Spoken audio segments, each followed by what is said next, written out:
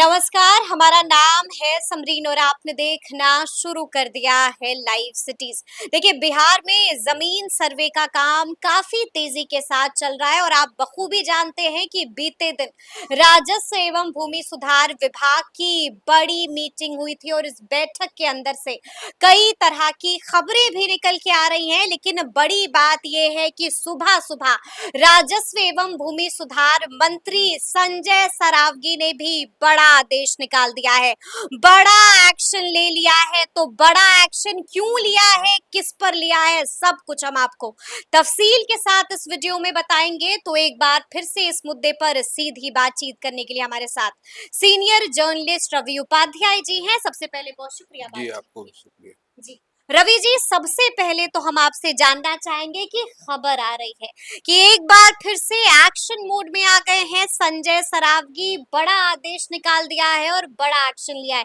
क्या हुआ है, कौन सा आदेश जारी कर दिया है कि हड़कंप मच गई? देखिए, दाखिल खारिज में अगर आप शिथिलता बरतिएगा, तो यह सरकार को, विभाग को, मंत्री को, किसी को बर्दाश्त नहीं होगा।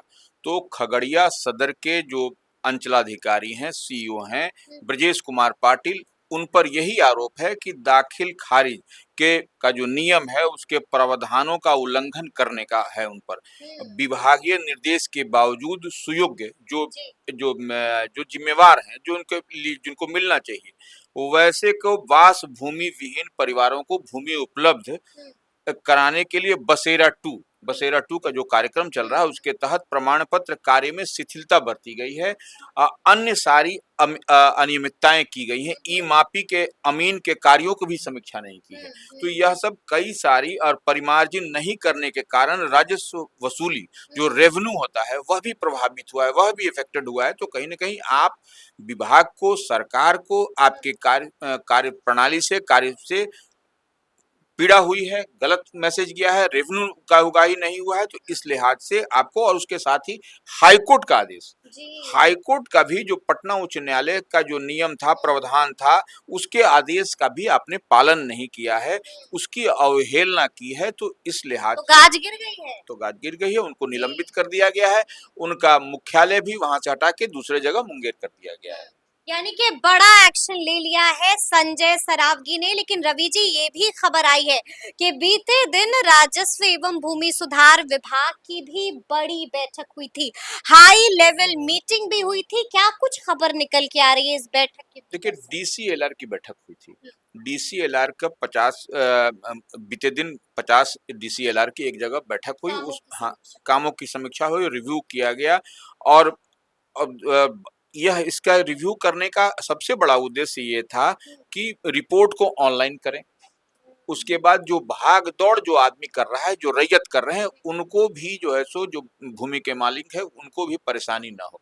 इसलिए हर चीज को आप ऑनलाइन करिए और दौड़ धूप जो कर रहा है उससे मुक्ति मिले। तो ये काम था उसमें। और 10 और उसमें जो है सो रिव्यू किया गया। रख रखाव करने वाले जो 10 को प्रत्येक माह पहचान पहचान किया जाएगा। ऐसे डीसीएलआर का जो ठीक से रख रखाव नहीं करते, जो काम नहीं करते, तो प्रत्येक माह में उनका जो है सो रिव्यू होगा और वैसे में उनको फिर दंडित किया जाएगा विभाग की ओर से। अच्छा, कार्रवाई भी होगी उन हाँ, पर? बिल्कुल कार्रवाई होगी, दंडित होगा यानी विभाग कि की कार्रवाई। मीटिंग के भीतर बड़ा फैसला हो गया। निश्चित रूप से। तो वो अब जब विभाग जब हर आपको सुख सुविधा दे रहा है, तो निश्चित रूप से विभाग भी आपको 100% चाहेगा कि आप काम करिए। तो ऐसे में डीसीएलआर हो या सीओ हो, जो भी अंचलाधिकारी हो, अगर काम नहीं करेंगे तो निश्चित रूप से उन पर विभागीय कार्रवाई होगी। यानी कि उनको चिन्हित किया जाएगा और उन पर कार्रवाई भी होगी। लेकिन इसी बीच एक और बड़ी खबर आ रही है रवि जी, और ये बड़ी खबर रैंकिंग से जुड़ी हुई है। विभाग ने बीते दिन रैंकिंग भी जारी कर दी है। सबसे आगे कौन है और सबसे पिछड़ता हुआ कौन नजर आ रहा देखिए, है? इसको जो डीसीएलआर की जो बैठक हुई थी, उसी में रैंकिंग की बात हुई थी। तो वो उसमें दाखिल खारिज है, परिमार्जिन प्लस है, और अभियान बसेरा जो सरकार का मूल रूप से कार्यक्रम चल रहा है, वो आधार है। उसके बाद से एडीएम कोड और डीसीएलआर के कोड का भी ऑर्डर को भी, उसको भी देखा जाएगा। उसको आधार माना गया है। उसी को आधार माना गया है और उसी आधार पर रैंकिंग भी किया जा रहा है। तो पटना का रैंकिंग सबसे कम है, पटना की रैंकिंग सबसे कम है 38वें स्थान में 38वें स्थान पर है। जी, और और सबसे सबसे आगे सबसे आगे तो आपको जो 1 मिनट शेखपुरा। हाँ, शेखपुरा है। शेखपुरा सबसे आगे जी। शेखपुरा है, शेखपुरा का बेहतर परफ़ॉर्म किया हाँ है, हाँ। तो इस लिहाज से रैंक अब देखिए शेखपुरा है पहले पर, ठीक है। हाँ। दूसरे पर जहानाबाद है। इसी लिहाज से और क्रमवार आप नीचे आइएगा तो आपको सब दिखाई पड़ेगा, लेकिन सबसे खराब प्रदर्शन आपका पटना का है। यह सबसे सोचने वाली बात है कि किन कारणों से पटना का परफ़ॉर्मेंस सबसे खराब हुआ, तो यह निश्चित रूप से यहाँ के सीओ, यहाँ के डीसीएलआर को इस पर सोचना पड़ेगा आपको। इस पर सोचना पड़ेगा क्योंकि ये सोचने का विषय हो गया है रवि जी। लेकिन हम आपसे ये भी जानना चाहेंगे कि एक और खबर इन दिनों चल रही है, कहा तो ये भी जा रहा है कि जमीन रिकॉर्ड को अब आधार से लिंक करना होगा। देखिए, सरकार की मंशा है कि जब आप डिजिटलाइज़ करिएगा जब तो वो कैसे पता चलेगा? जबकि आपके कंसर्न रैयत के ज़मीन होल्डर के आधार से लिंक होगा तभी।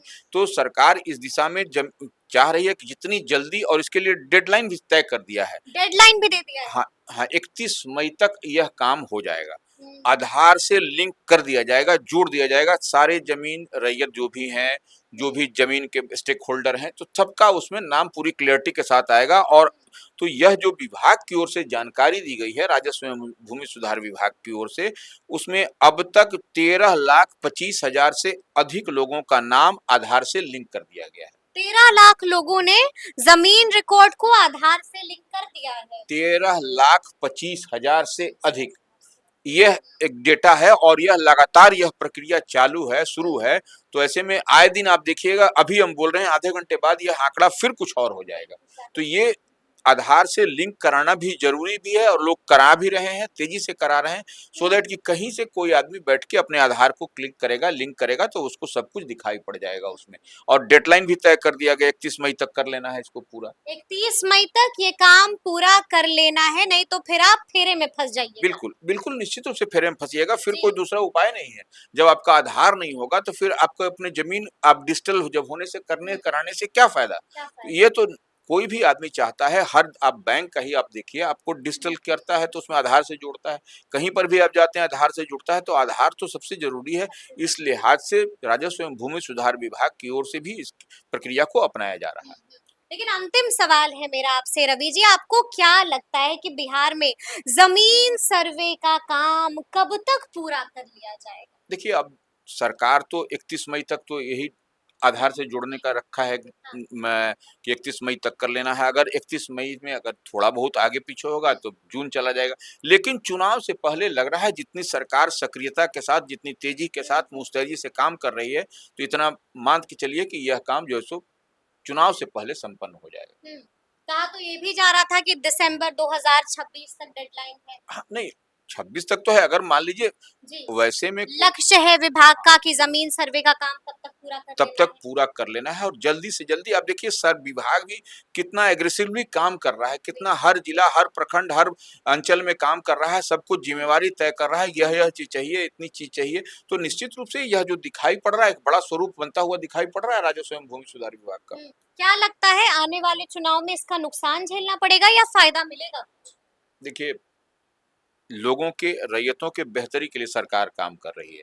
अब लोग नाराज़ हो जाएँ वह बात दिक्कत है, वो अलग बात है। लेकिन रैयत कहीं पर भी हैं, विदेश में भी हैं, तो वह अपनी ज़मीन को देख सकेंगे। बार-बार हम इस बात को कहते हैं, तो डिजिटलाइज़ से तो फ़ायदा है ही है। आप देखिए हर विभाग में सब चीज़ डिजिटलाइज़ किया गया है, बैंक में डिजिटलाइज़ किया जा रहा है, तो कम आदमी भी काम हो जा रहा है। आप जाइए अपने से अपना पासबुक में आपके पैसे में कितनी राशि है पता चल जा रहा है। आप जाके जमा कर दीजिए, अपने कोई किसी की ज़रूरत नहीं, तो यह सब डिजिटलाइज़ से तो फ़ायदा है। फायदा है, बिल्कुल। यानी कि जमीन सर्वे से बिहारियों का और रैयतों का फायदा ही होने जा रहा है। तो अब देखना होगा कि आगे आगे मंत्री संजय सरावगी क्या कुछ करते हैं और आगे आगे राजस्व एवं भूमि सुधार विभाग क्या कुछ करता है। तो फिर ये पूरी जानकारी आपको कैसी लगी है, कमेंट करके हमें जरूर बताइएगा। तो ऐसे तमाम अपडेट्स के लिए बिल्कुल ऐसे ही हमारे साथ बने रहिएगा और देखते रहिएगा लाइव सिटीज। बहुत शुक्रिया।